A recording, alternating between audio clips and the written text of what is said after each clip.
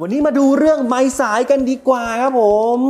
ต้องบอกว่าไม้สายเนี่ยสิ่งที่สำคัญไม่แพ้ไม้ก็คือสายสัญญาณที่นำมาใช้ร่วมกันนั่นเองจะมีอยู่2แบบแรกจะเป็นแบบนี้เลยครับเขาเรียกว่า XLR to XLR ครับเป็นสายประเภท Balance ครับผม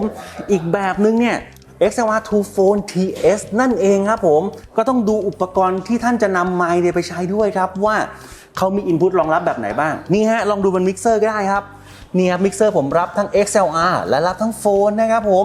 นี่ฮะให้ดูอีกอย่างหนึ่งนะฮะมิกเซอร์ตัวนี้นะครับช่องแบบนี้นี่เขาเรียกว่าคอมโบครับนั่นแปลว่าเราสามารถเสียบได้ทั้ง XLR และโฟนนั่นเองนะและนี่ก็คือช่วงซาวด์ดีๆ How to ยิ่งดูยิ่งรู้เรื่องเสียงครับ